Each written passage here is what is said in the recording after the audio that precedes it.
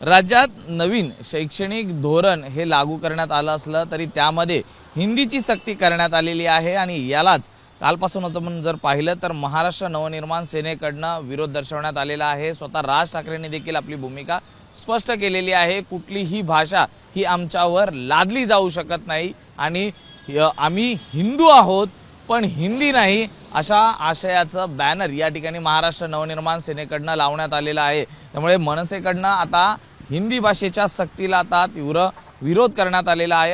हिंदू आहोत मात्र हिंदी नाही अशी भूमिका आहे। तर दुसरीकडे याच ठिकाणी मनसेचे उपाध्यक्ष यशवंत किल्लेदार यांनी देखील एक बोर्ड लावलेला आहे आणि त्यावरती पोस्ट कार्डवरती माननीय मुख्यमंत्री व मराठी भाषा मंत्री महाराष्ट्र राज्य यांच्यासाठी हे पत्र लिहिण्यात आलेलं आहे। त्यामध्ये हिंदीकरणाच्या बळजबरीला मराठी साहित्य पुरून उरेल, मराठी साहित्यांची दूरदृष्टी, त्याचबरोबर पाहुणे जरी असंख्य पोसते मराठी, आपुल्या घरात हाल सोसते मराठी, हे जे सुरेश भट यांनी लिहून ठेवलेले वाक्य आहेत ती या ठिकाणी लावण्यात आलेली आहे। त्यामध्ये खाली असंही म्हटलेलं आहे की हे असे कितीक खेळ पाहते मराठी, शेवटी मदांत तख्त फोडते मराठी, अशा आशयाचं हे पोस्ट कार्ड या ठिकाणी लावण्यात आलेलं आहे।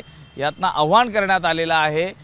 त्याचबरोबर ती हिंदी लादणार असाल तर मात्र संघर्ष अटळ आहे, ज्याला फक्त सरकार जबाबदार राहील। त्यामुळे सरकारने लोकभावनेचा आदर करत हा निर्णय तात्काळ मागे घेण्याचे आदेश द्यावेत असं स्पष्टपणे म्हटलेलं आहे। त्यामुळे अप्रत्यक्षरित्या किंवा प्रत्यक्षरित्या मनसेकडनं आता हिंदीच्या सक्तीला विरोध करत राज्य सरकारला इशारा दिल्याचं पाहायला मिळतंय।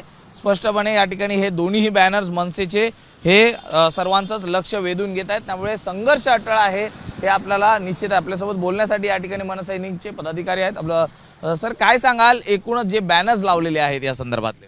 आमचा हिंदी भाषेला जे सक्ती केलेली आहे त्याला सक्त विरोध आहे, हिंदी भाषेला नाही।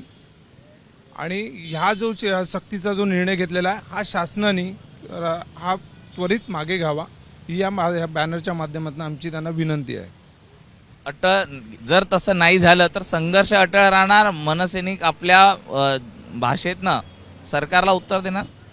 राजसाहेब त्याच्यावरती व्यवस्थित आणि योग्य तो निर्णय घेणारच हा आम्हाला ठाम विश्वास आहे। नक्कीच अगदी थोडक्यात आणि सुटसुटीत अशी प्रतिक्रिया ही आता देण्यात आलेली आहे की राज ठाकरे लवकरच याबाबत आपली स्पष्ट भूमिका आणि तीव्र शब्दात या संपूर्ण गोष्टींचा विरोध हे करतील असं पण देखील म्हटलेलं आहे। व्हिडिओ जर्नलिस्ट अनिल पवार सह मी सूरज सावंत, एबीपी माझा, मुंबई। एबीपी माझा, उघडा डोळे बघा नीट।